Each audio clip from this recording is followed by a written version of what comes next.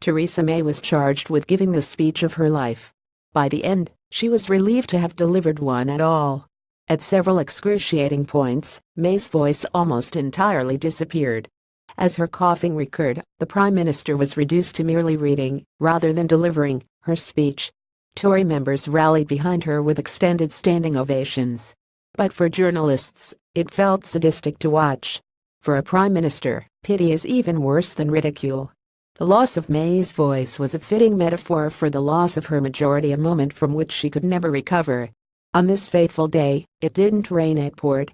As May sought to deliver an extended attack on Jeremy Corbyn, she was accosted by prankster Simon Brodkin, who handed her a fake P45. "Boris asked me to give you this."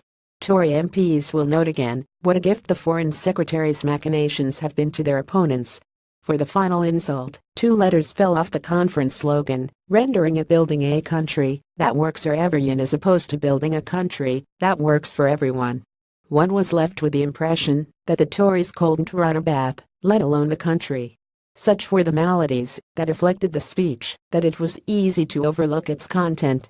But suffice to say, it was banal and uninspiring. Its refrain, "The British Dream," was lifted from former and failed Conservative leader Michael Howard, and an adaptation of Ed Miliband's British Promise. It was not only in its rhetoric that the speech resembled Miliband. May promised draft legislation for an energy price cap, the Labour policy denounced as Marxist by the Tories as recently as 2013. The Prime Minister is determined to be remembered for more than Brexit and to end the Tories' reflexive anti-statism.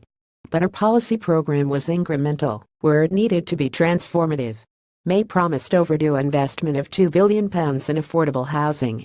But no figure was specified for new homes. Labour has pledged £1 million. Tory aide subsequently revealed that just 25,000 would be funded. The PM hailed the NHS yet denied it the extra funding that it severely needs. May affirmed the Tories' pledge to freeze tuition fees at £9,250 and to raise the repayment threshold to £25,000. But next to Labour's promise of fees abolition, this is timid tinkering. The Tories' repeated dismissal of Jeremy Corbyn as a Marxist looks feeble when they're chasing Labour's tail on housing, energy and students.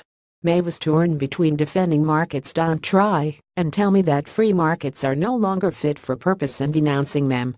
Though no government has faced a bigger task since 1945, Brexit was little mentioned. That reflected May's desire to refocus attention on her domestic agenda and the contradictions EU withdrawal presents. It is hard to champion markets as Britain leaves the world's largest one.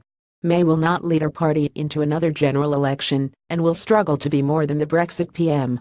But her with party unable to agree on a successor, she is left to struggle towards the finishing line. Today's croak of a speech was a painful reflection of her rise and fall.